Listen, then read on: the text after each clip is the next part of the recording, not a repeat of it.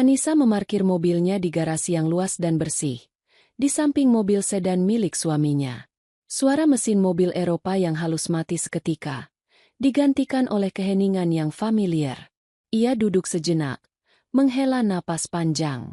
Pukul 8 malam. Hari yang panjang dan melelahkan di 3 lokasi proyek yang berbeda akhirnya usai. Ia meraih tas kerja dan tas tangannya dari kursi penumpang, lalu melangkah keluar. Pintu garasi otomatis menutup di belakangnya dengan suara mendesing pelan. Rumah itu adalah mahakaryanya. Bukan hanya sebagai arsitek, tetapi juga sebagai bukti keberhasilannya. Sebuah bangunan 2 lantai dengan gaya minimalis modern, didominasi warna putih, abu-abu, dan aksen kayu hangat. Setiap sudut, setiap perabotan, setiap pencahayaan, adalah hasil dari pemikiran dan jerih payahnya. Ia membelinya secara tunai 2 tahun sebelum menikah dengan Bram, merenovasinya selama setahun penuh hingga menjadi persis seperti yang ada dalam imajinasinya. Ini adalah istananya, bentengnya. Ia membuka pintu utama dan langsung disambut oleh aroma masakan. Alisnya sedikit terangkat. Bram jarang sekali memasak. Anissa melangkah masuk ke ruang keluarga yang menyatu dengan dapur bersih. Di sana, suaminya, Bram, sedang menata meja makan.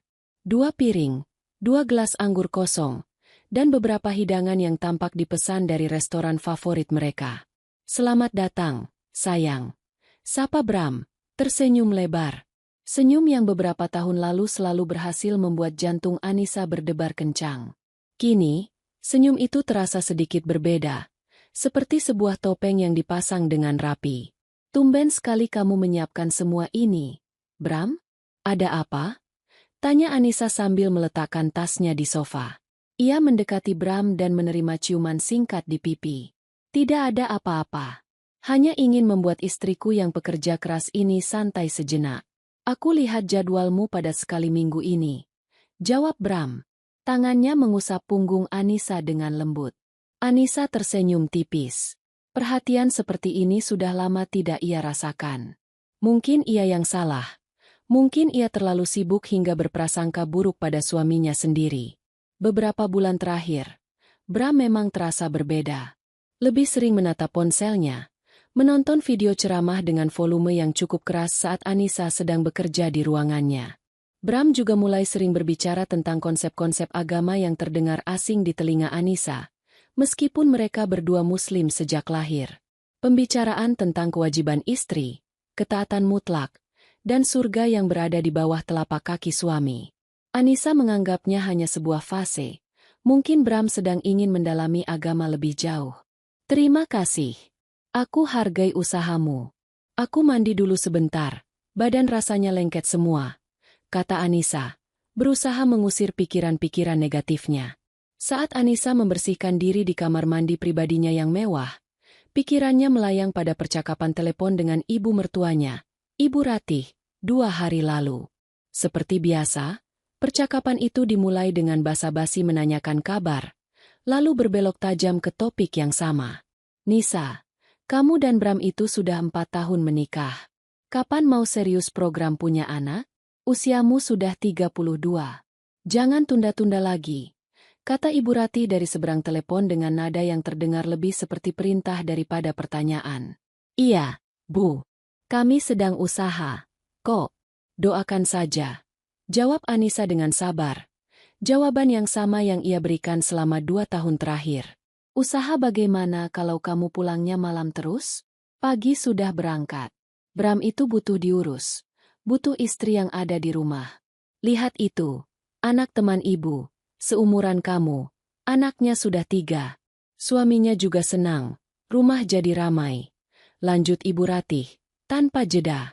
Anissa hanya bisa menghela napas dalam hati. Ia tidak mungkin menjelaskan pada mertuanya bahwa justru bisnis properti dan firma arsiteknya lah yang membayar cicilan mobil Bram, membiayai liburan mereka ke luar negeri setiap tahun, dan memungkinkan Bram memiliki hobi golf yang mahal. Ia tidak ingin terdengar sombong atau merendahkan suaminya sendiri. Baginya, pernikahan adalah kemitraan. Ia bekerja keras. Bram juga bekerja sebagai manajer di sebuah perusahaan. Mereka adalah tim. Setidaknya, Itu yang selalu ia yakini. Setelah selesai mandi dan mengenakan pakaian rumah yang nyaman, Anissa kembali ke ruang makan. Bram sudah duduk menunggunya, menuangkan air putih ke dalam gelasnya. Mereka makan dalam diam pada awalnya.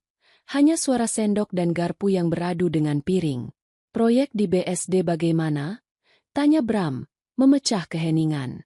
"Lancar. Tinggal tahap penyelesaian interior. Kliennya cukup puas. Mungkin bulan depan sudah bisa serah terima kunci," jawab Anissa. Ia kemudian balas bertanya, "Pekerjaanmu sendiri bagaimana?" "Biasa saja. Begitu-begitu saja. Target, rapat, laporan. Kamu tahu sendiri," jawab Bram singkat, seolah tidak tertarik membahas pekerjaannya. Matanya menatap Anissa dengan intensitas yang aneh. Anissa merasa sedikit tidak nyaman. Ia mencoba mencairkan suasana. Restoran ini memang tidak pernah gagal. Ya, makanannya selalu enak. Bram mengangguk pelan. Ia meletakkan sendok dan garpunya, meskipun makanannya belum habis. Ia menyatukan kedua tangannya di atas meja, menatap lurus ke mata Anissa. Suasana yang tadinya terasa hangat dan romantis mendadak berubah menjadi tegang. Anissa merasakan firasat buruk mulai merayap di hatinya. "Nisa," panggil Bram dengan suara yang dalam dan serius. "Ada sesuatu yang sangat penting yang ingin aku bicarakan denganmu." Jantung Anissa mulai berdetak lebih cepat. "Ya? Ada apa, Bram? Kamu membuatku takut." Bram menarik napas panjang, mengumpulkannya seolah sedang mempersiapkan diri untuk sebuah lompatan besar. Wajahnya menunjukkan ekspresi yang sulit diartikan, campuran antara rasa bersalah dan keyakinan yang teguh. Ia tampak seperti seseorang yang telah diyakinkan bahwa apa yang akan ia katakan adalah hal yang benar, tidak peduli betapa menyakitkannya hal itu bagi orang lain. "Aku sudah memikirkan ini matang-matang. Aku sudah salat istikharah, sudah bertanya pada beberapa ustaz, dan sudah bicara dengan ibu." Bram memulai. Setiap kata diucapkannya dengan hati-hati. Penyebutan nama ibunya membuat perut Anissa terasa melilit. "Bicara apa, Bram?" "Langsung saja," desak Anissa. Kesabarannya mulai menipis. Bram menatapnya lurus, tanpa keraguan sedikit pun di matanya. "Sayang, aku rasa sudah saatnya aku memenuhi sunnah. Untuk menyempurnakan ibadahku. Aku ingin menikah lagi." Dunia Anissa berhenti berputar. Suara denting sendok yang tidak sengaja ia senggol terdengar memekakan telinga di tengah keheningan yang tiba-tiba tercipta. Ia menatap Bram, mencari tanda-tanda bahwa ini adalah lelucon. Lelucon yang sangat tidak lucu. Tapi wajah Bram serius. Sangat serius. Ia tidak sedang bercanda. Anissa tertawa. Tawa yang terdengar kering dan sumbang bahkan di telinganya sendiri. "Menikah lagi? Kamu? Ini pasti bukan lelucon terbaikmu, Bram."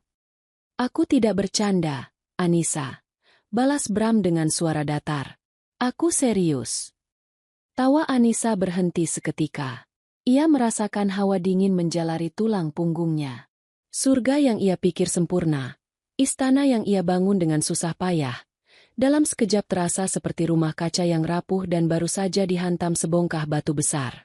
Retakan mulai terlihat di mana-mana. Keheningan yang menyelimuti meja makan terasa begitu berat, seolah udara di sekitar mereka mengental dan sulit untuk dihirup. Anissa menatap Bram, mencoba memproses informasi yang baru saja meriamkan lubang di dadanya. 4 kata, "Aku ingin menikah lagi," terus berulang di kepalanya seperti kaset rusak. "Tidak," adalah satu-satunya kata yang berhasil keluar dari bibir Anissa. Suaranya serak, nyaris berbisik. Lalu, seolah menemukan kembali kekuatannya, ia mengulanginya dengan lebih tegas.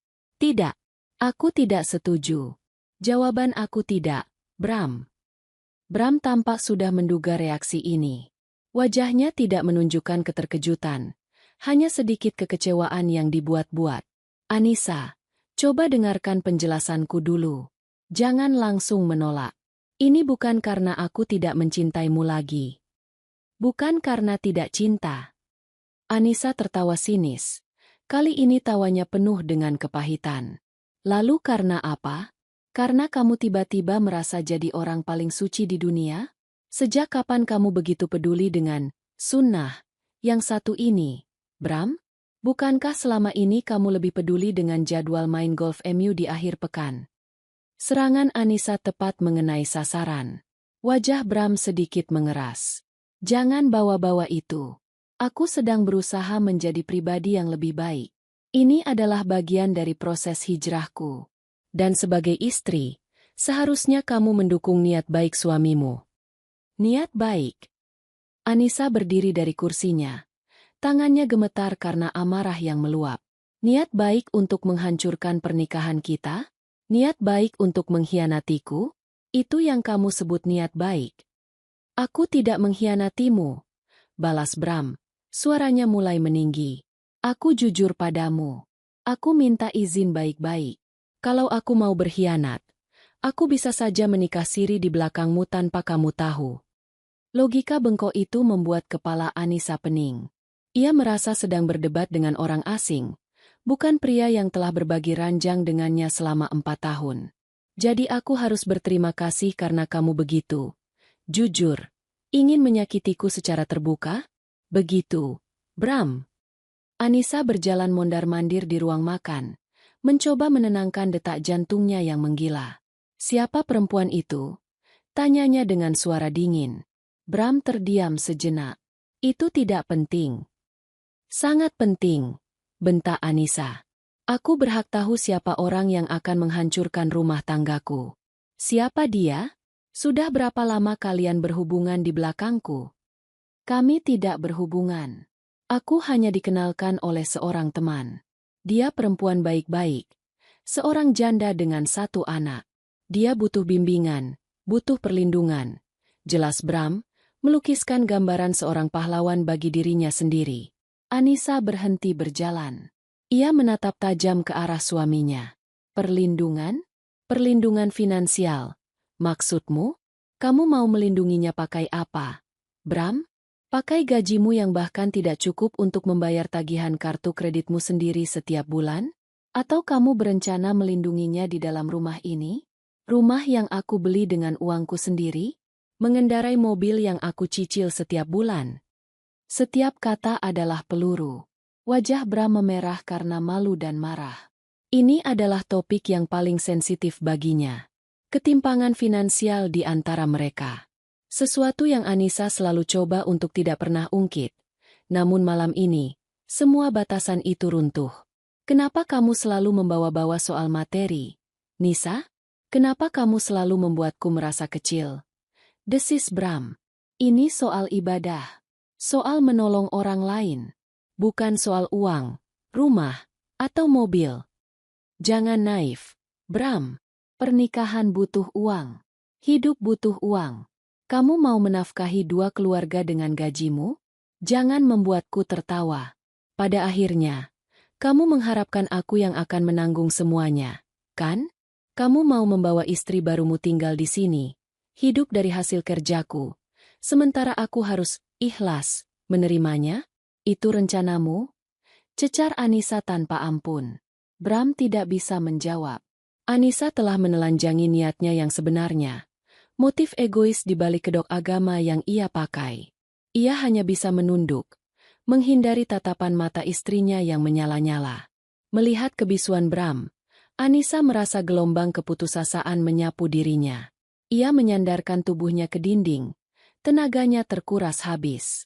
Suaranya melembut. Kali ini penuh dengan luka. Aku pikir kita adalah tim, Bram. Aku bekerja keras untuk kita. Untuk masa depan kita. Aku tidak pernah mempermasalahkan penghasilanku lebih besar darimu. Aku tidak pernah memintamu untuk jadi kaya raya. Aku hanya minta kamu jadi partner yang setia. Hanya itu. Apakah itu terlalu berat? Bram mengangkat wajahnya. Ada secercah rasa bersalah di matanya. Tapi itu cepat sekali hilang, digantikan lagi oleh keyakinan keras kepalanya. Aku juga setia, Nisa. Poligami bukan perselingkuhan. Ini diizinkan. Aku hanya ingin menjalankan apa yang dihalalkan. Anissa menggelengkan kepalanya pelan, tidak percaya dengan apa yang ia dengar. Diizinkan dengan syarat. Dan syarat utamanya adalah adil. Adil secara finansial, adil dalam waktu, adil dalam perasaan. Apakah kamu sanggup? Jangan bohongi dirimu sendiri, Bram. Kamu bahkan tidak bisa adil pada dirimu sendiri. Perdebatan itu berputar-putar di lingkaran yang sama. Bram dengan argumen agamanya yang dangkal, dan Anissa dengan logika dan fakta yang menyakitkan. Tidak ada titik temu. Yang ada hanyalah sebuah dinding tebal dan tinggi yang tiba-tiba tumbuh di antara mereka. Dinding yang dibangun oleh ego Bram dan restu ibunya. Merasa lelah dan muak, Anissa mengakhiri percakapan itu. Aku tidak akan pernah memberikan izinku. Tidak akan pernah. Jika kamu memaksa, maka kamu tahu konsekuensinya. Apa maksudmu? Tanya Bram, alisnya bertaut. Pikirkan saja sendiri, jawab Anissa dingin. Ia berbalik, meninggalkan meja makan yang berantakan dan impian pernikahan yang hancur berkeping-keping. Ia tidak berjalan menuju kamar tidur utama mereka. Ia melangkah lurus menuju kamar tamu di ujung koridor.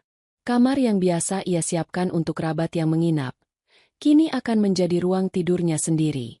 Ia membuka pintu, masuk, dan menutupnya kembali tanpa menoleh ke belakang. Suara klik dari kunci yang ia putar terdengar begitu final di rumah yang sunyi itu. Ia menyandarkan punggungnya di pintu, lalu perlahan merosot ke lantai.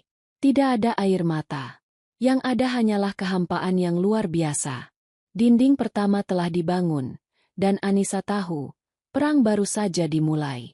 Keesokan paginya, Anissa terbangun dengan perasaan pegal di seluruh tubuh. Tidur di sofa kecil di dalam kamar tamu bukanlah pilihan yang nyaman. Namun itu jauh lebih baik daripada harus berbagi ranjang dengan pria yang semalam telah menghancurkan hatinya. Ia melihat jam di ponselnya. Pukul 6:30 pagi. Biasanya, ia sudah sibuk di dapur menyiapkan sarapan ringan dan kopi untuk Bram. Pagi ini, ia tidak merasakan dorongan sedikit pun untuk melakukannya. Ia keluar dari kamar tamu dengan langkah pelan. Rumah terasa sunyi. Ia mengintip ke kamar utama. Pintunya terbuka dan tempat tidur sudah kosong. Bram sudah pergi bekerja. Tanpa pamit. Tanpa meninggalkan pesan. Di meja makan, sisa-sisa makan malam semalam masih tergeletak di sana. Menjadi monumen bisu dari bencana yang terjadi. Anissa menatap pemandangan itu dengan nanar sebelum akhirnya memunguti piring-piring kotor itu dengan gerakan mekanis dan memasukkannya ke dalam mesin pencuci piring. Saat sedang menyeduh kopi untuk dirinya sendiri, ponselnya berdering.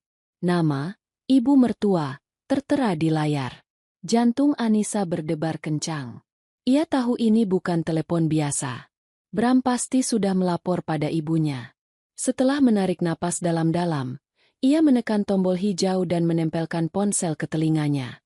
Halo, Assalamualaikum, Bu. Sapa Anissa, berusaha menjaga suaranya agar tetap tenang. Waalaikumsalam. Jawab Ibu Rati dari seberang. Nadanya terdengar datar dan dingin. Anissa, kamu baik-baik saja?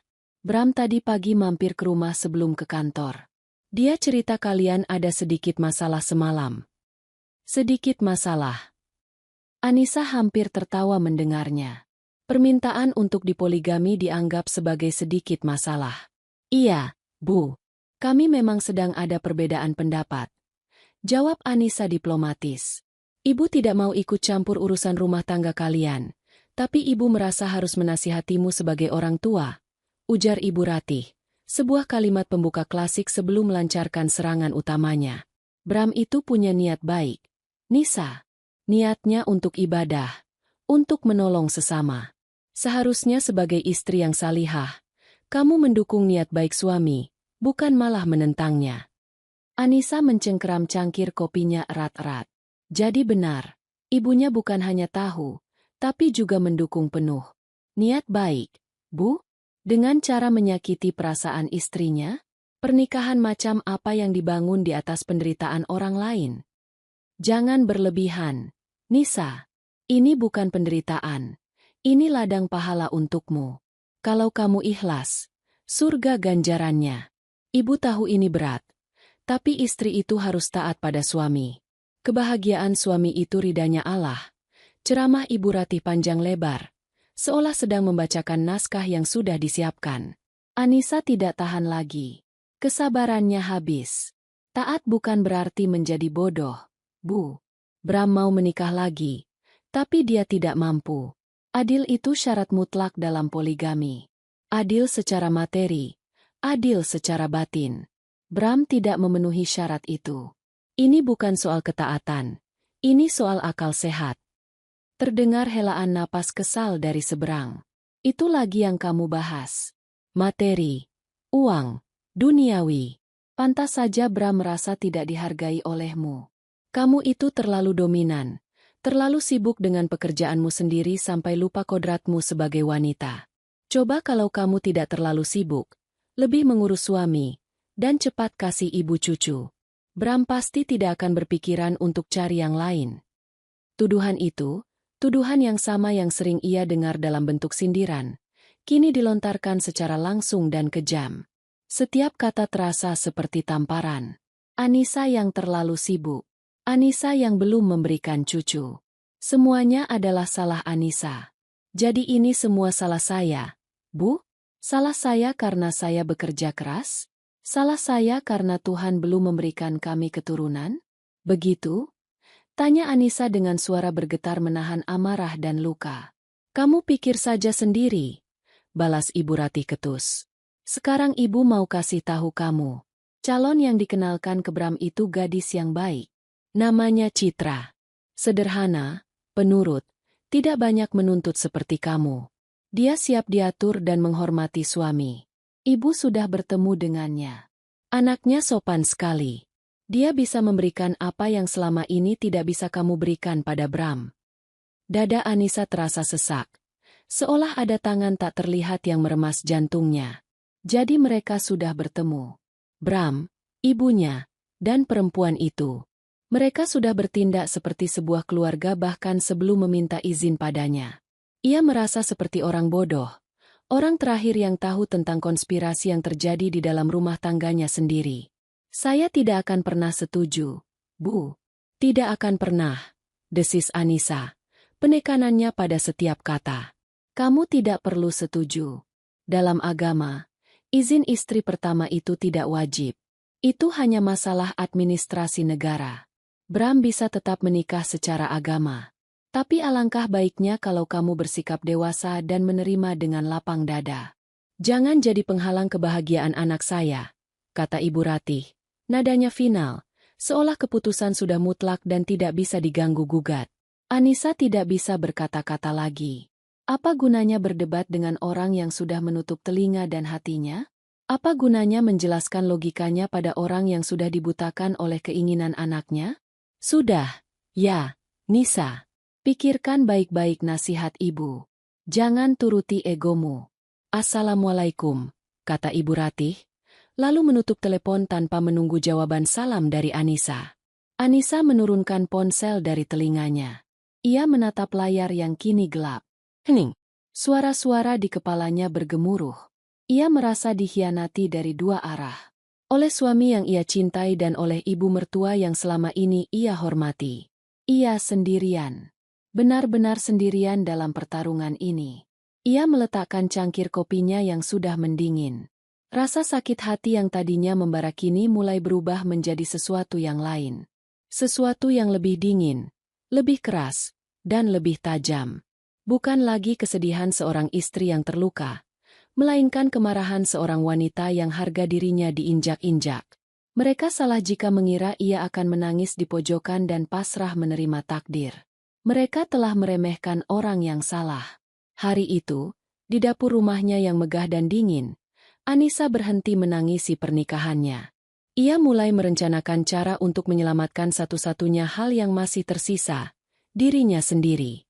Telepon dari Ibu Ratih menjadi titik balik bagi Anissa. Percakapan itu membekukan sisa-sisa kehangatan di hatinya, mengubah kesedihan menjadi bongkahan es yang dingin dan tajam. Ia tidak lagi merasa seperti seorang istri yang dikhianati, melainkan seorang mitra bisnis yang ditipu mentah-mentah. Dan dalam bisnis, Anissa tidak pernah membiarkan penipu menang. Malam itu, ia berpura-pura seolah tidak ada yang terjadi. Ketika Bram pulang kerja, Anissa menyapanya dengan nada datar yang terkendali. Ia tidak lagi tidur di kamar tamu. Ia kembali ke kamar utama, sebuah tindakan yang membuat Bram sedikit lengah. Pria itu mungkin mengira penolakan Anissa mulai goyah, bahwa nasihat ibunya telah berhasil melunakkan hatinya. Bram tidak tahu bahwa Anissa kembali bukan untuk berdamai, tetapi untuk mengumpulkan amunisi. Anissa menunggu hingga lewat tengah malam. Ia berbaring memunggungi Bram, mengatur napasnya agar terdengar seperti orang yang tidur lelap. Ia mendengar dengkuran halus suaminya, tanda bahwa Bram sudah terlelap. Dengan gerakan yang sangat perlahan dan hati-hati, Anissa bangkit dari tempat tidur. Jantungnya berdebar kencang, bukan karena takut pada Bram, melainkan pada apa yang mungkin akan ia temukan. Ponsel Bram tergeletak di atas nakas, sedang diisi daya. Anissa mengambilnya dengan tangan yang sedikit gemetar. Untungnya, ia tahu kata sandinya. Sebuah kombinasi tanggal lahir mereka. Sebuah ironi yang terasa pahit saat ini. Jarinya dengan cepat membuka kunci layar. Ia tidak langsung membuka aplikasi percakapan. Pertama, ia membuka galeri foto. Tidak ada yang mencurigakan di sana. Bram cukup pintar untuk tidak menyimpan bukti di tempat yang paling jelas. Lalu, ia membuka aplikasi percakapan yang paling sering digunakan Bram. Hatinya mencelos. Ada satu kontak yang disematkan di bagian paling atas, diberi nama AADC. Anissa tahu itu bukan singkatan dari film legendaris. Itu adalah, ada apa dengan Citra, sebuah lelucon internal mereka yang kini terasa seperti ejekan. Ia membuka percakapan itu. Ratusan pesan. Puluhan panggilan tak terjawab yang terjadi saat Bram seharusnya sedang rapat atau bekerja. Anissa memaksa dirinya untuk membaca dari awal. Matanya bergerak cepat, menyerap setiap kata yang terasa seperti sayatan pisau. Panggilan, Mas Bram, dan adik manis. Janji-janji Bram untuk segera menghalalkan hubungan mereka. Keluhan-keluhan Bram tentang Anissa. Mbak Anissa orangnya memang baik, Dik. Tapi dia terlalu kaku, terlalu fokus sama kerjaannya. Kadang Mas merasa seperti tinggal sama rekan bisnis, bukan istri. Tulis Bram di salah satu pesan. Sabar ya, Mas. Citra di sini selalu doain Mas. Kok? Semoga Allah mudahkan niat baik Mas untuk membimbing Citra. Balas wanita itu, dengan emoji tangan berdoa. Anissa merasakan gelombang mual. Ia terus menggulir ke bawah, menemukan percakapan yang lebih menyakitkan. Mereka membahas rencana masa depan. Di mana mereka akan tinggal setelah menikah. Bagaimana Citra akan berhenti bekerja dan menjadi ibu rumah tangga penuh. Bagaimana Bram akan menjadi imam yang sesungguhnya. Kemudian Anissa menemukan apa yang ia cari. Percakapan Bram dengan ibunya. Ibu Ratih. Bu. Anissa masih keras kepala. Dia menolak mentah-mentah. Tulis Bram beberapa jam setelah pertengkaran mereka di meja makan. Sudah ibu duga. Perempuan seperti dia memang tinggi egonya. Kamu yang sabar. Nak, jangan terpancing emosinya. Terus bujuk pelan-pelan. Ibu nanti akan coba bicara juga sama dia. Kalaupun dia tetap tidak mau, kita jalan terus saja. Restu ibu lebih penting. Balas Ibu Ratih. Jadi, semuanya sudah direncanakan. Peran masing-masing sudah diatur. Bram sebagai pemohon yang sabar, Ibu Ratih sebagai penasihat bijak, dan Anissa sebagai target yang harus dilunakan atau diabaikan. Tidak berhenti di situ, Anissa membuka aplikasi perbankan dari ponsel Bram. Rekening bersama mereka. Matanya membelalak saat melihat riwayat transaksi. Selama 6 bulan terakhir, setiap tanggal gajian Bram, ada transfer rutin sebesar 3 juta rupiah ke rekening atas nama Citra Lestari. Keterangannya selalu sama. Bantuan anak yatim. Sebuah kebohongan yang dibungkus dengan amal. Anissa menghitung cepat. Total 18 juta rupiah uang mereka. Uang yang sebagian besar berasal dari bonus tahunannya yang ia masukkan ke rekening itu, telah berpindah tangan ke wanita selingkuhan suaminya. Amarah dingin menjalari seluruh tubuhnya. Ini bukan lagi hanya pengkhianatan emosional. Ini adalah pencurian. Dorongan untuk menemukan kebenaran yang utuh semakin kuat. Anissa membuka aplikasi media sosial. Ia mengetik nama, Citra Lestari, di kolom pencarian. Tidak butuh waktu lama untuk menemukannya. Akunnya tidak dikunci. Foto profilnya adalah seorang wanita muda berhijab dengan senyum manis. Anissa menggulir lini masanya. Isinya penuh dengan kutipan religius, foto-foto anaknya, dan beberapa swafoto. Lalu, mata Anissa terpaku pada sebuah unggahan 3 minggu yang lalu. Sebuah foto yang membuatnya berhenti bernapas. Di sebuah restoran keluarga yang cukup mewah, Bram duduk di tengah. Di sebelah kanannya, tersenyum lebar adalah Ibu Ratih. Dan di sebelah kirinya, merangkul lengan Bram dengan mesra, adalah Citra. Mereka bertiga tampak seperti keluarga bahagia yang sedang merayakan sesuatu. Anissa memperbesar foto itu. Tidak ada keraguan. Itu suaminya. Itu ibu mertuanya. Dan itu wanita yang akan menjadi madunya. Yang lebih menghancurkan adalah keterangan yang tertulis di bawah foto itu. Makan siang bersama calon mama mertua dan calon imamku. Bismillah. Semoga niat baik ini dilancarkan sampai hari haji. Terima kasih sudah menerima Citra dan Azam dengan begitu baik.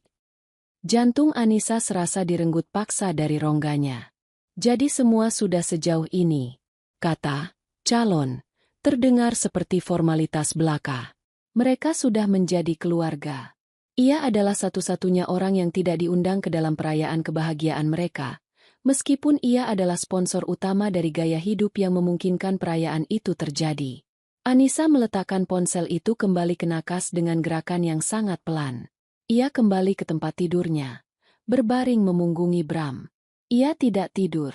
Matanya menatap lurus ke dinding yang gelap, tapi pikirannya bekerja dengan sangat jernih. Semua topeng telah terbuka. Semua kepura-puraan telah usai. Ia sekarang tahu persis apa yang sedang ia hadapi. Bukan lagi sekadar permintaan poligami, melainkan sebuah konspirasi yang terencana rapi untuk menyingkirkannya secara perlahan dari kehidupannya sendiri. Malam itu, Anissa tidak lagi menangis. Ia mulai menyusun strategi. Anissa tidak pergi ke kantor keesokan harinya. Ia mengirim pesan singkat kepada sekretarisnya, mengatakan ia tidak enak badan dan akan bekerja dari rumah.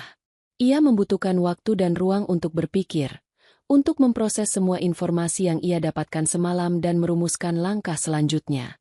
Bram sudah berangkat kerja seperti biasa, meninggalkan rumah dalam keheningan yang canggung. Setelah memastikan ia sendirian, Anissa berjalan menuju satu ruangan yang menjadi pusat kekuasaannya, ruang kerjanya. Ruangan itu berbeda dari bagian rumah lainnya. Jika ruang keluarga dan kamar tidur terasa hangat dan nyaman, ruang kerja ini terasa fungsional, tegas, dan penuh inspirasi. Dindingnya dipenuhi rak buku berisi literatur arsitektur dan bisnis. Di dinding yang lain, terpajang beberapa penghargaan desain yang pernah ia menangkan. Di atas meja besar yang terbuat dari kayu solid, tergeletak maket sebuah kompleks villa mewah di Bali, proyek terbarunya yang paling ambisius. Ia duduk di kursi kulitnya yang ergonomis, kursi yang telah menemaninya melewati ratusan malam tanpa tidur untuk mengejar tenggat waktu. Ia memutar kursinya perlahan, matanya menyapu seluruh ruangan. Setiap objek di ruangan itu adalah pengingat akan identitasnya. Ia bukan hanya Anissa, istri Bram. Ia adalah Anissa Wulandari, seorang arsitek, seorang pengusaha, seorang kreator. Ia adalah wanita yang membangun impiannya dari nol, dengan keringat, darah, dan air matanya sendiri. Ia teringat saat pertama kali merintis firma arsiteknya. Kantor pertamanya hanyalah sebuah kamar kos sempit. Ia bekerja sendirian, mencari klien dari pintu ke pintu, seringkali diremehkan karena usianya yang masih muda dan gendernya. Ia ingat bagaimana ia harus meyakinkan bank untuk memberinya pinjaman modal usaha dengan jaminan sertifikat tanah warisan orang tuanya. Ia ingat kegembiraan saat memenangkan tender pertamanya, sebuah proyek renovasi kafe kecil. Semua pengorbanan itu, semua kerja keras itu, untuk apa? Agar seorang pria yang ia sambut dalam hidupnya bisa menggunakan kesuksesannya sebagai bantalan untuk menghina dan menginjak-injak harga dirinya? Agar ia bisa membiayai pengkhianatan suaminya sendiri? Anissa menatap maket villa di atas mejanya. Proyek senilai puluhan miliar rupiah. Proyek yang ia menangkan setelah bersaing dengan firma-firma arsitek raksasa. Ia bisa melakukan itu. Ia bisa membangun gedung dari sebidang tanah kosong. Maka, ia juga pasti bisa membangun kembali hidupnya dari puing-puing pernikahannya. Pertanyaan di benaknya berubah. Bukan lagi, bagaimana cara menghentikan Bram? Melainkan, bagaimana cara keluar dari situasi ini sebagai pemenang? Bukan lagi, bagaimana cara menyelamatkan pernikahan ini? Tetapi, bagaimana cara menyelamatkan diriku sendiri dan semua yang telah kubangun? Paradigmanya bergeser total. Tangis yang selama ini tertahan di dadanya menguap, digantikan oleh bara api tekad yang menyala terang. Ia tidak akan memohon. Ia tidak akan bernegosiasi. Ia tidak akan menerima peran sebagai korban yang pasrah. Mereka telah memulai perang ini, dan Anissa akan mengakhirinya dengan caranya sendiri. Ia teringat kata-kata Bram yang menuduhnya materialistis. Ia tersenyum getir. Mungkin memang benar. Ia memang materialistis jika itu berarti ia tidak akan membiarkan aset hasil kerja kerasnya dinikmati oleh orang-orang yang telah mengkhianatinya. Rumah ini, mobil ini, perusahaan ini, semua adalah perpanjangan dari dirinya. Dan ia akan merebutnya kembali. Keputusan itu terasa seperti fondasi beton yang baru saja dicor di dalam jiwanya. Kokoh dan tidak tergoyahkan. Ia mengambil napas dalam-dalam, merasakan gelombang kekuatan baru mengalir di pembuluh darahnya. Ia bukan lagi Anissa yang bingung dan terluka. Ia adalah Anissa sang arsitek, sang perencana. Dan sekarang, ia akan merancang strategi keluarnya. Dengan tangan yang mantap, Anissa meraih ponselnya. Ia tidak menelepon sahabatnya untuk berkeluh kesah. Ia tidak menelepon keluarganya untuk meminta dukungan. Emosi bisa menunggu.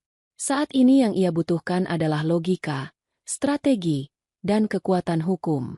Ia membuka kontak dan mencari sebuah nama yang diberikan oleh salah satu rekan bisnisnya beberapa waktu lalu untuk sebuah urusan sengketa lahan. Pengacara andal. Begitu rekannya menggambarkannya. Anissa menekan tombol panggil. Telepon tersambung di dering kedua. Selamat pagi, firma hukum Hardimanu Rekan. Dengan Rina berbicara, ada yang bisa saya bantu? Suara profesional terdengar dari seberang. Selamat pagi, jawab Anissa. Suaranya terdengar tenang dan jelas. Nama saya Anissa Wulandari. Saya ingin membuat janji temu dengan Bapak Hardiman. Ini mengenai kasus perceraian dan sengketa aset. Tolong carikan jadwal beliau yang paling cepat. Kantor firma hukum Hardimanu Rekan terletak di sebuah gedung perkantoran prestisius di pusat bisnis Jakarta. Suasananya jauh dari hiruk-pikuk emosional yang memenuhi rumah Anissa. Di sini, segalanya terasa teratur, profesional, dan efisien. Dinding berwarna krem, perabotan kayu gelap yang kokoh, dan tumpukan dokumen yang tertata rapi di rak-rak tinggi memberikan kesan kompetensi dan otoritas. Anissa merasa berada di tempat yang tepat. Ia diantar oleh resepsionis ke sebuah ruangan rapat. Tak lama kemudian, seorang pria berusia akhir 40-an masuk. Perawakannya tegap. Rambutnya mulai dihiasi uban di beberapa bagian, dan tatapan matanya tajam namun menenangkan. Ia mengenakan kemeja batik lengan panjang yang disetrika dengan licin. Inilah Hardiman, pengacara yang reputasinya mendahuluinya. Selamat pagi, Ibu Anissa. Saya Hardiman. Silakan duduk. Sapanya sambil mengulurkan tangan. Jabat tangannya erat dan meyakinkan. Setelah berbasa-basi singkat, Hardiman langsung ke pokok persoalan. Rekan saya mengatakan ibu membutuhkan konsultasi mengenai perceraian dan aset. Bisa ibu ceritakan apa yang terjadi? Anissa menarik napas. Ia membuka tasnya dan mengeluarkan sebuah tablet. Ia tidak menceritakan kisahnya dengan uraian air mata. Ia mempresentasikannya seperti sedang menjelaskan sebuah kasus kepada klien. Ia menunjukkan tangkapan layar percakapan antara Bram dan Citra, antara Bram dan ibunya. Ia menunjukkan riwayat transaksi bank yang membuktikan aliran dana ke rekening Citra. Dan terakhir, ia menunjukkan foto keluarga palsu yang menjadi bukti pamungkas. Hardiman mendengarkan dengan saksama, matanya tidak lepas dari layar tablet, sesekali mengangguk kecil. Ia tidak menyela, membiarkan Anissa menyelesaikan ceritanya hingga tuntas. Ketika Anissa selesai, Hardiman bersandar di kursinya, menatap Anissa dengan ekspresi yang sulit ditebak. Ini bukti yang sangat kuat, Bu Anissa, katanya setelah hening beberapa saat. Ibu tidak hanya memiliki alasan yang kuat untuk menggugat cerai, yaitu perselingkuhan dan ketidakharmonisan, tetapi ibu juga memiliki bukti kuat mengenai etika tidak baik dari suami ibu dan campur tangan pihak ketiga, yaitu ibu mertua ibu. Saya ingin proses ini berjalan secepat mungkin, kata Anissa. Dan yang terpenting, saya ingin mengamankan semua aset saya. Saya tidak mau 1 rupiah pun hasil kerja keras saya jatuh ke tangan mereka. Hardiman mengangguk mengerti. Ia mengambil sebuah papan tulis kecil dan spidol. Mari kita petakan posisi hukum ibu. Pertama, kita harus memisahkan antara harta bawaan dan harta bersama atau gonogini. Ia mulai menulis. Harta bawaan adalah aset yang ibu miliki sebelum menikah.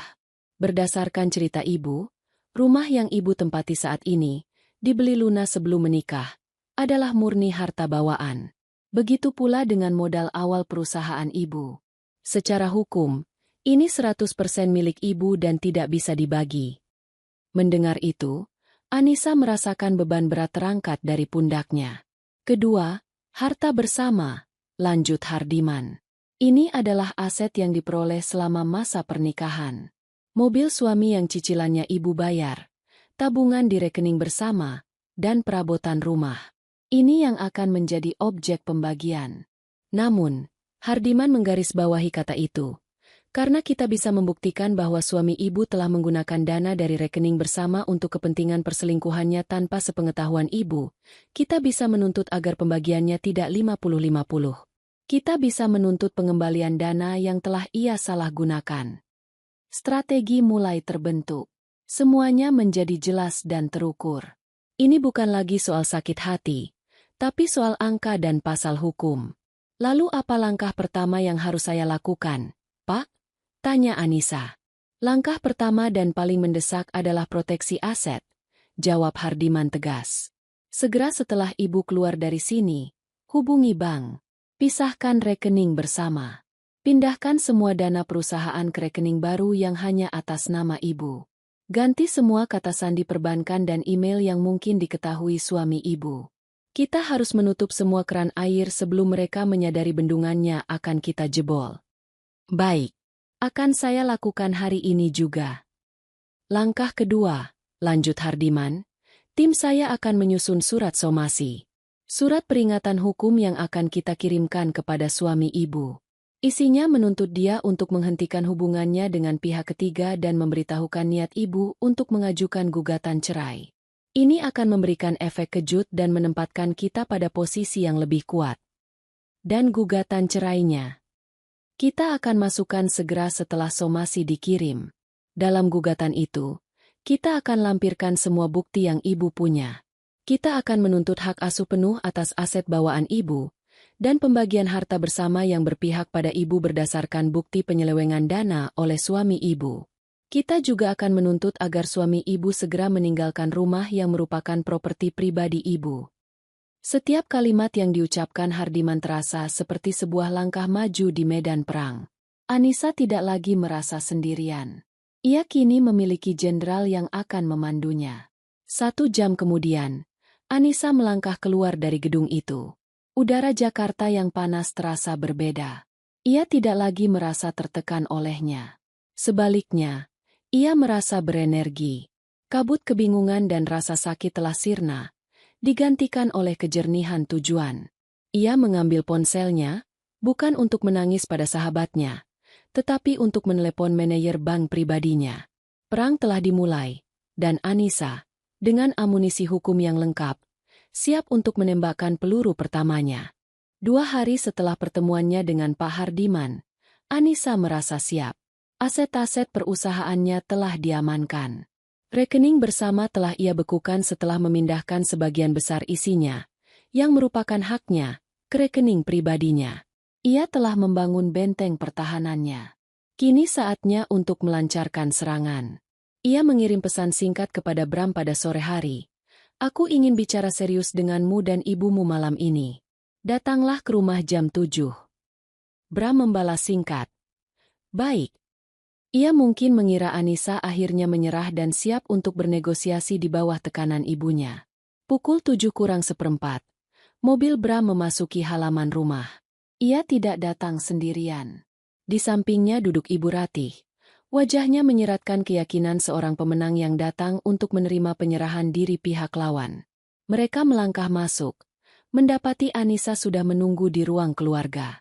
Anissa tidak terlihat seperti wanita yang kalah. Sebaliknya, ia tampak mengesankan. Ia mengenakan blus sutra berwarna hitam dan celana bahan yang pas di badan. Pakaian yang biasa ia kenakan saat bertemu klien penting. Rambutnya disanggul rapi. Riasannya tipis namun tegas. Ia duduk tegak di sofa tunggal. Sementara 2 sofa lainnya ia biarkan kosong untuk kedua tamunya. Ia telah mengatur panggung ini. Ia adalah pemilik rumah. Dan mereka adalah pengunjung. Silakan duduk, kata Anissa. Suaranya tenang dan tanpa emosi. Bram dan Ibu Ratih duduk berseberangan dengannya. Suasana terasa dingin dan formal. Tidak seperti suasana diskusi keluarga pada umumnya. Jadi, kamu sudah memikirkan nasihat ibu? Tanya Ibu Ratih, tidak sabar untuk memulai. Sudah siap untuk ikhlas dan mendukung niat baik suamimu? Anissa menatap ibu mertuanya lekat-lekat. Lalu pandangannya beralih ke Bram. Iya, aku sudah memikirkan permintaanmu, Bram. Dan aku sudah punya jawaban. Bram sedikit mencondongkan tubuhnya ke depan.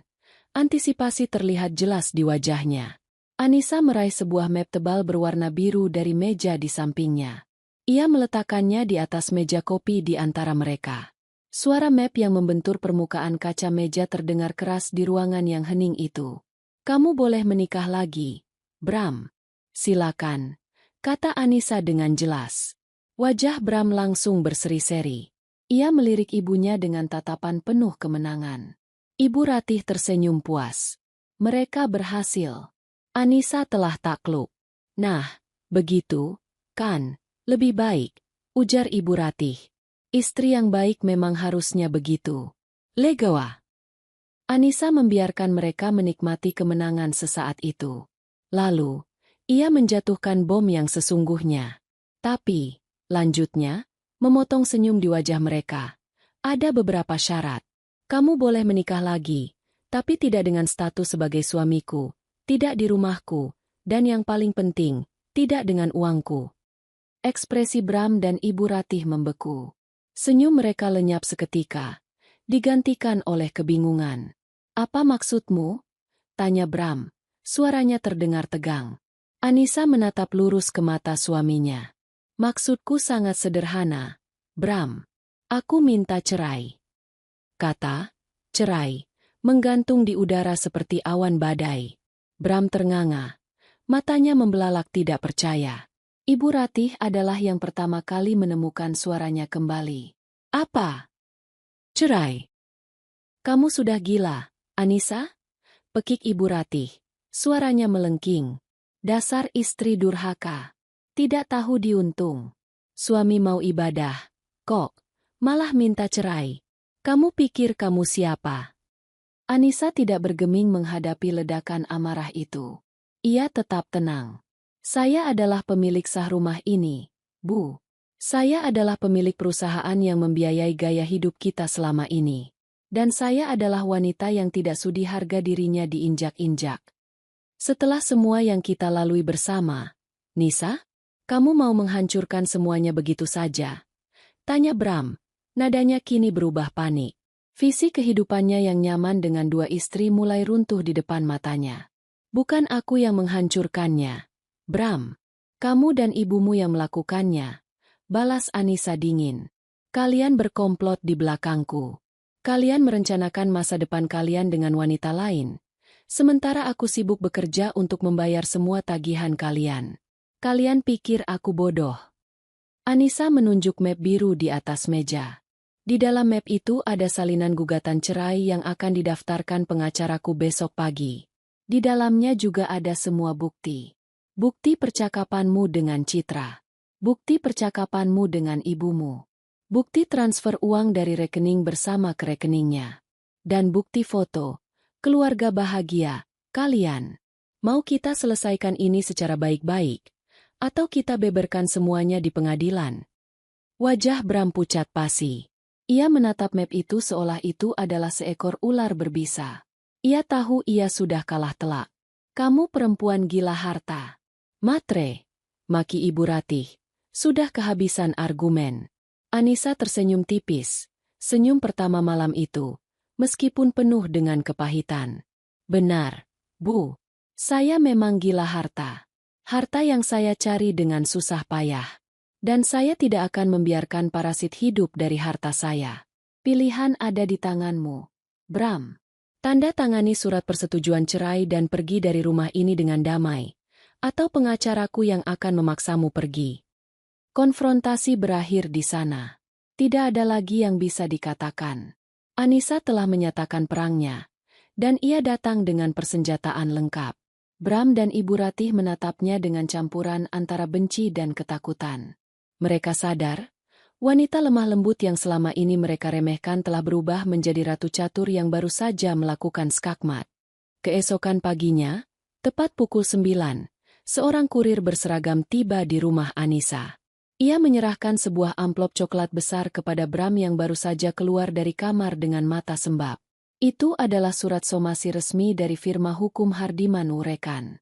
Membaca jargon hukum yang tercetak rapi di atas kertas berkop surat, Bram akhirnya menyadari bahwa ini bukanlah sekadar gertakan atau pertengkaran rumah tangga biasa. Ini adalah sebuah proses hukum yang tidak bisa ia hindari. Anissa menyaksikan adegan itu dari lantai atas. Ia tidak merasakan kepuasan, hanya kelegaan yang dingin. Ia telah mengambil langkah yang benar. Ia kemudian menghabiskan 1 jam berikutnya di telepon, mengeksekusi sisa rencananya. Ia menghubungi bank untuk secara resmi memblokir kartu kredit tambahan atas nama Bram. Ia menelepon penyedia layanan internet untuk mengganti kata sandi Wi-Fi.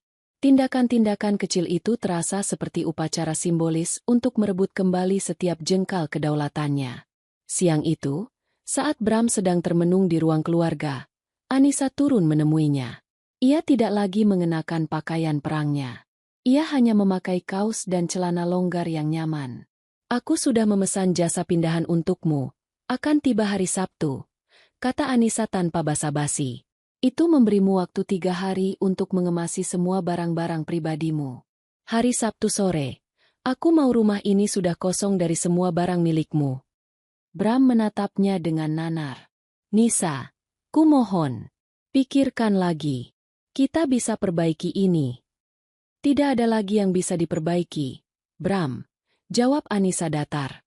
Kamu sudah menghancurkan fondasinya. Yang tersisa sekarang hanyalah proses pembongkaran.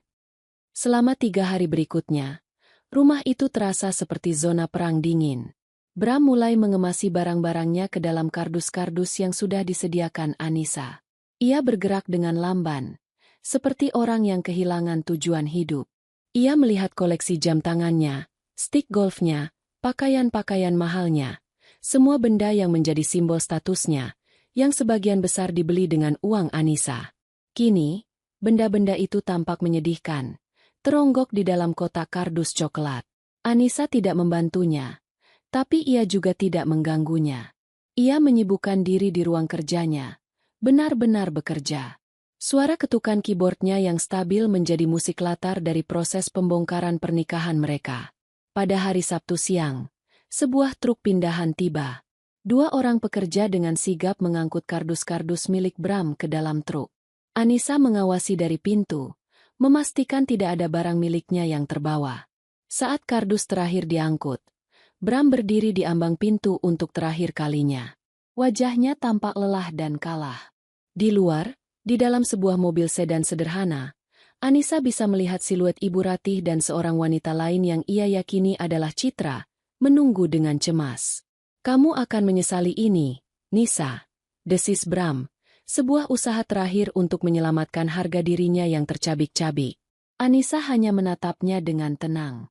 Aku sudah menyesal, Bram. Aku menyesal karena tidak melakukan ini lebih cepat. Selamat tinggal. Tanpa menunggu jawaban, Anissa menutup pintu di depan wajah Bram. Suara, klik.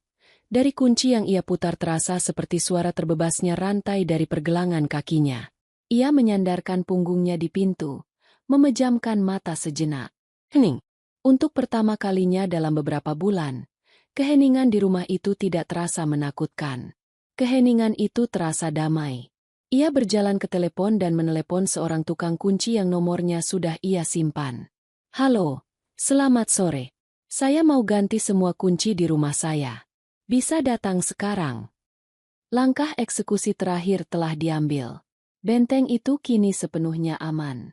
2 bulan berlalu sejak hari Bram meninggalkan rumah itu.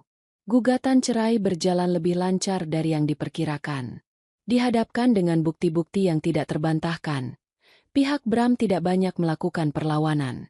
Mereka menyetujui semua tuntutan Anissa, termasuk pembagian aset yang sepenuhnya berpihak padanya. Mereka hanya ingin proses itu cepat selesai dan menghindari penghinaan lebih lanjut di ruang sidang.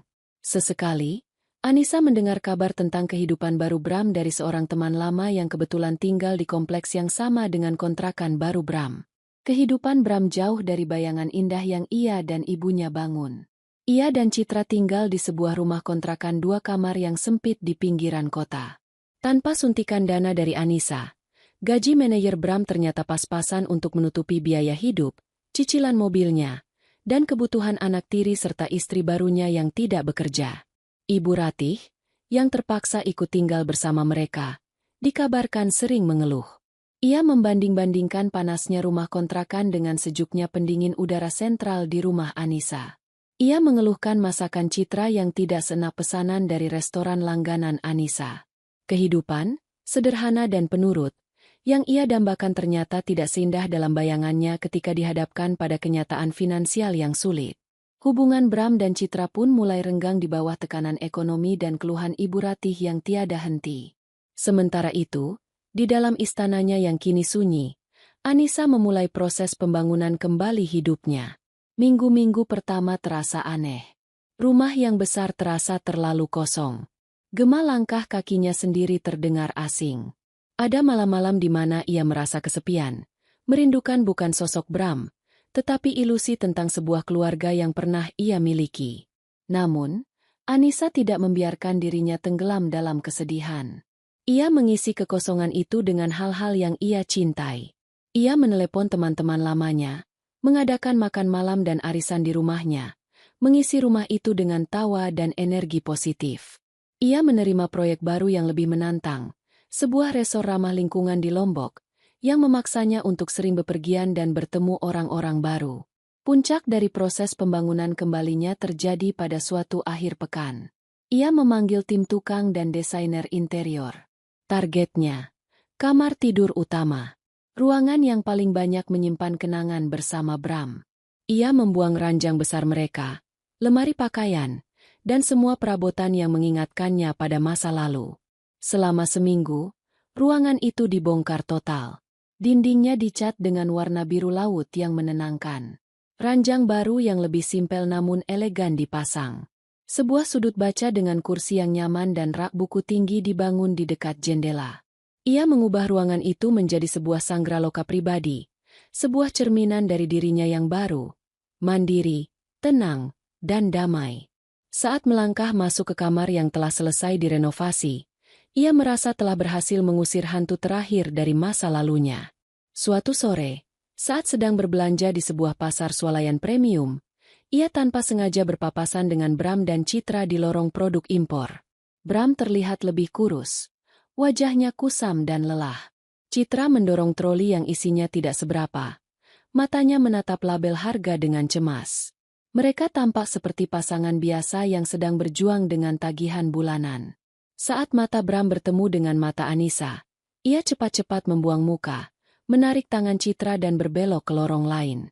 Anissa hanya menatap punggung mereka yang menjauh. Tidak ada rasa cemburu, tidak ada rasa benci. Yang ada hanyalah gelombang rasa kasihan yang singkat, yang kemudian segera digantikan oleh rasa syukur yang luar biasa. Ia bersyukur telah memiliki kekuatan untuk melepaskan diri. Ia melanjutkan belanjanya, mengisi trolinya dengan bahan-bahan organik mahal dan sebotol anggur non-alkohol berkualitas. Ia akan memasak untuk dirinya sendiri malam ini, merayakan kehidupannya yang baru. Sambil mendorong trolinya menuju kasir, Anissa tersenyum. Puing-puing pernikahannya mungkin masih ada di suatu tempat, tetapi di atasnya, ia telah berhasil membangun kembali sebuah kehidupan yang jauh lebih kokoh dan indah.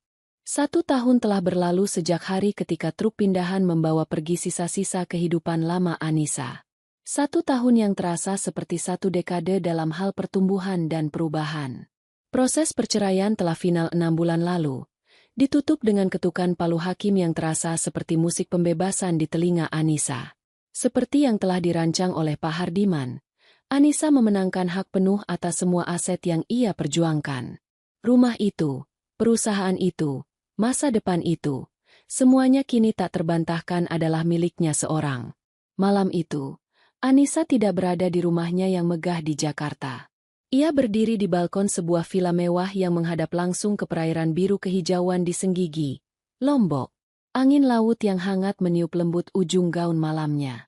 Di bawah, suara musik yang meriah dan tawa para tamu menjadi latar belakang dari peresmian Segara Bay Villas, proyek resor ramah lingkungan yang ia desain dan kembangkan.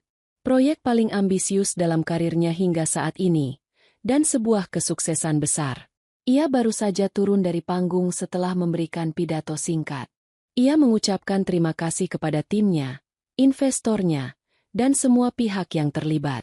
Saat ia berdiri di sana, di bawah sorotan lampu, melihat wajah-wajah yang menatapnya dengan kekaguman, ia merasa utuh. Ia bukan lagi Anissa istri Bram, atau Anissa sang korban. Ia adalah Anissa Wulandari, arsitek dan pengembang, seorang wanita yang mengubah cetak biru di atas kertas menjadi sebuah surga tropis yang nyata. Ponselnya bergetar di dalam tas kecilnya. Itu adalah panggilan video dari Dina, sahabat terbaiknya yang tidak bisa hadir karena harus menjaga anaknya yang sakit. Anissa tersenyum dan menjawabnya. Selamat, Nisa.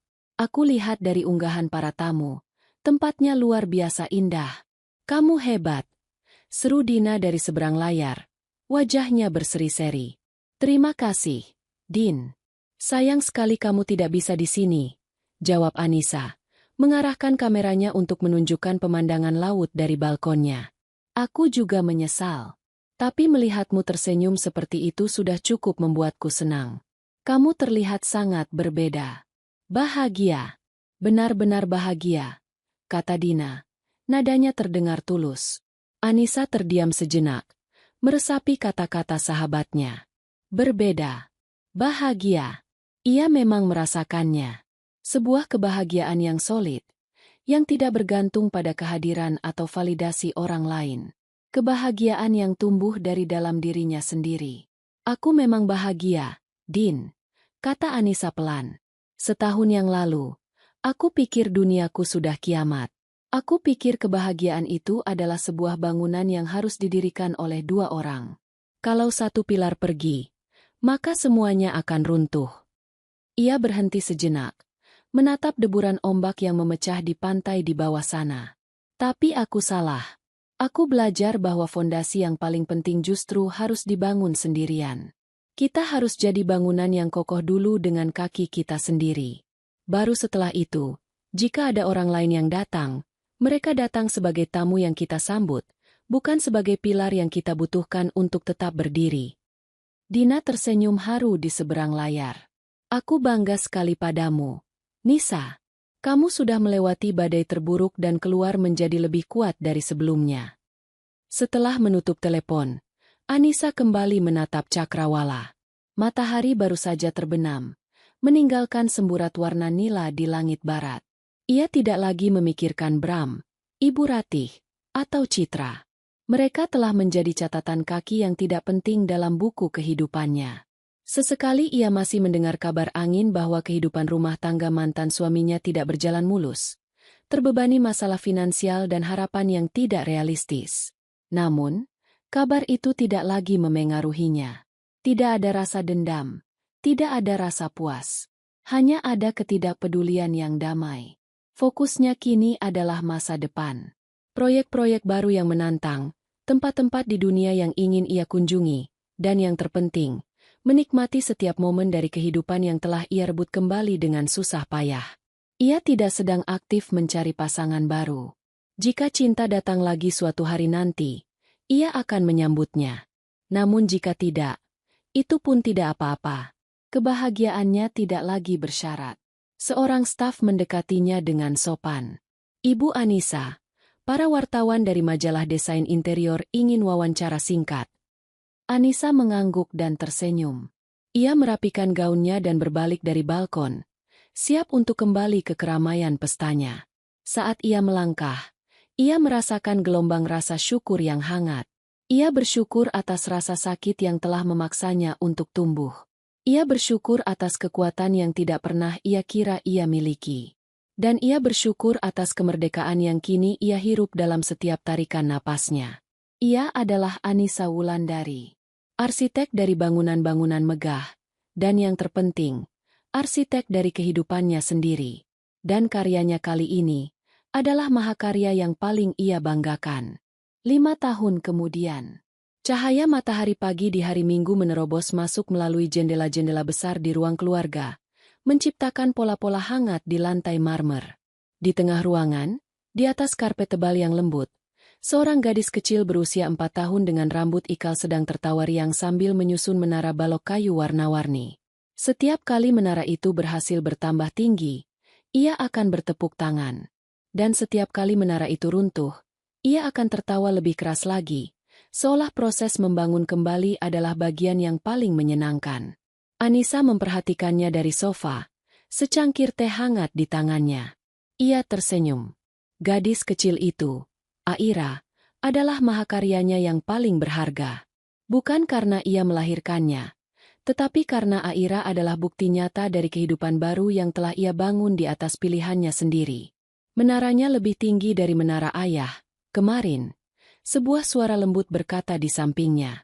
Reza, pasangan hidupnya selama 3 tahun terakhir, duduk di samping Anissa, meletakkan koran paginya di meja. Ia seorang dosen sastra di universitas terkemuka, seorang pria tenang dengan pemikiran tajam dan hati yang lapang. Tentu saja, dia punya gen arsitek dari ibunya, balas Anissa sambil tertawa. Reza tersenyum dan merangkul bahu Anissa. Bukan hanya gen. Dia punya teladan terbaik di depan matanya setiap hari. Hubungan mereka adalah sesuatu yang tidak pernah Anissa bayangkan sebelumnya.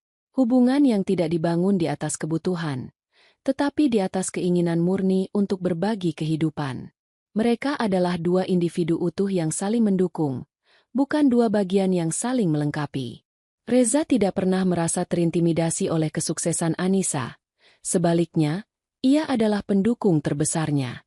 Dan Anissa menemukan kedamaian dalam dunia Reza yang penuh dengan buku, diskusi, dan ketenangan. Mereka belum menikah secara resmi, sebuah pilihan sadar yang mereka buat bersama. Bagi Anissa, komitmen tidak lagi diukur dari selembar kertas, tetapi dari rasa hormat, kepercayaan, dan kebahagiaan yang mereka bangun bersama setiap hari. Bagaimana kalau hari ini kita ke toko buku? Aira butuh beberapa buku cerita baru. Usul Reza. Ide bagus. Sekalian kita bisa makan siang di luar. Sambut Anissa. 1 jam kemudian, mereka berada di sebuah toko buku besar di salah satu pusat perbelanjaan elit di Jakarta. Anissa menggandeng tangan Aira, sementara Reza mendorong troli kecil berisi beberapa buku pilihan. Saat sedang memilih di bagian buku anak-anak, pandangan Anissa tanpa sengaja menyapu ke seberang ruangan, ke arah kafe yang berada di dalam toko buku itu. Matanya terpaku pada sesosok pria yang duduk sendirian di sudut, menatap kosong ke cangkir kopinya. Waktu seolah melambat. Pria itu tampak jauh lebih tua dari usia sebenarnya. Rambutnya yang dulu selalu tersisir rapi kini tampak sedikit menipis dan kusam. Ia mengenakan kemeja yang warnanya sudah sedikit pudar, jauh dari kemeja-kemeja bermerek yang dulu selalu ia pakai. Kerutan di sekitar mata dan mulutnya terlihat jelas bahkan dari kejauhan. Pria itu adalah Bram. Ini adalah pertama kalinya Anissa melihatnya secara langsung setelah hampir 5 tahun. Selama ini, ia hanya mendengar kabar dari jauh. Bram dan Citra telah bercerai 2 tahun setelah pernikahan mereka. Beban finansial, mertua yang selalu ikut campur, dan fondasi hubungan yang rapuh akhirnya meruntuhkan semuanya. Citra kembali menjadi orang tua tunggal, bekerja keras untuk menghidupi anaknya. Bram, setelah perceraian keduanya, kembali tinggal bersama ibunya di sebuah apartemen sederhana. Karirnya stagnan, tanpa jaringan dan dukungan finansial dari Anissa. Ia hanyalah seorang manajer biasa dengan prospek yang biasa-biasa saja. Saat Anissa memperhatikannya, Bram mengangkat kepalanya dan pandangan mereka bertemu. Selama beberapa detik, tidak ada yang bergerak. Di mata Bram, Anissa melihat kilatan keterkejutan, malu, dan mungkin sedikit penyesalan. Tapi di dalam diri Anissa sendiri, ia tidak merasakan apa-apa. Tidak ada amarah, tidak ada dendam. Bahkan tidak ada rasa kasihan yang berarti. Yang ada hanyalah perasaan melihat orang asing, seseorang dari masa lalu yang sangat jauh, seperti melihat foto lama dari orang yang tidak lagi ia kenali. Bram dengan cepat membuang muka, kembali menatap cangkir kopinya seolah itu adalah hal yang paling menarik di dunia. "Ibu, lihat, buku dinosaurus." Suara Aira memecah lamunan Anissa. Anissa langsung menoleh kepada putrinya. Senyum tulus merekah di wajahnya. "Wah, bagus sekali, sayang. Ayo kita masukkan ke troli." Ia berjongkok, menyamakan tingginya dengan Aira, dan memeluk putrinya erat-erat. Saat ia berdiri kembali, ia melirik sekilas ke arah kafe. Meja di sudut itu sudah kosong. Bram telah pergi. Sepanjang sisa hari itu, bayangan pertemuan singkat itu tidak mengganggu Anissa sedikitpun. Saat mereka makan siang, tawa Aira dan perbincangan hangat dengan Reza mengisi dunianya. Ia sadar, pertemuannya dengan Bram tadi menjadi sebuah penutup yang tidak pernah ia tahu ia butuhkan. Itu adalah konfirmasi visual tentang dua jalan yang berbeda, dua takdir yang dibentuk oleh pilihan masing-masing. Dulu, Bram dan ibunya sering berbicara tentang takdir dan kehendak Tuhan untuk membenarkan tindakan mereka. Kini, Anissa mengerti bahwa Tuhan memang adil. Keadilannya tidak selalu datang dalam bentuk petir yang menyambar, tetapi seringkali datang dalam bentuk konsekuensi alami dari setiap perbuatan. Bram menginginkan seorang istri yang penurut dan kehidupan yang mudah. Ia mendapatkan yang pertama, tetapi kehilangan yang kedua, dan pada akhirnya kehilangan keduanya. Ibu Ratih mendambakan menantu yang bisa diatur. Ia mendapatkannya, tetapi harus menukarnya dengan kehidupan mewah dan rasa hormat dari dunia. Mereka menuai apa yang mereka tanam. Dan Anissa? Ia hanya ingin dihormati. Ia hanya ingin harga dirinya utuh. Untuk mendapatkan itu, ia harus berjuang. Ia harus merelakan ilusi kebahagiaan dan membangun kebahagiaannya sendiri dari awal. Dan lihatlah apa yang ia dapatkan sebagai hasilnya. Sebuah karir yang cemerlang. Seorang partner yang tulus mencintai dan menghargainya apa adanya, dan seorang putri cantik yang menjadi sumber kebahagiaan terbesarnya. Ia mendapatkan jauh lebih banyak daripada yang pernah ia bayangkan. Malam itu, setelah menidurkan Aira, Anissa berdiri di balkon apartemennya bersama Reza, menatap kerlip lampu kota Jakarta. "Kamu melamun?" tanya Reza lembut. "Hanya berpikir," jawab Anissa. "Tentang betapa berbedanya hidupku sekarang. Dulu, aku membangun rumah dan gedung untuk orang lain. Aku adalah arsitek untuk impian mereka. Aku butuh waktu lama untuk sadar bahwa proyek terpenting yang harus aku rancang dan bangun adalah kehidupanku sendiri." Reza menggenggam tangannya. "Dan kamu telah membangun sebuah mahakarya, Nisa." Anissa menyandarkan kepalanya di bahu Reza, merasakan kedamaian yang sempurna. Ia telah melalui badai, menghancurkan fondasi yang busuk, dan dengan sabar, bata demi bata, membangun kembali semuanya. Ia tidak hanya selamat. Ia menang. Ia telah menjadi arsitek seutuhnya, bukan hanya bagi bangunan-bangunan megah dari beton dan kaca, tetapi juga bagi sebuah kehidupan yang penuh makna, cinta, dan kemerdekaan sejati. Kemerdekaan sejati. Kemerdekaan sejati. Kemerdekaan sejati. Kemerdekaan sejati. Kemerdekaan sejati. Kemerdekaan sejati. Kemerdekaan sejati. Kemerdekaan sejati. Kemerdekaan sejati. Kemerdekaan sejati. Kemerdekaan sejati. Kemerdekaan sejati.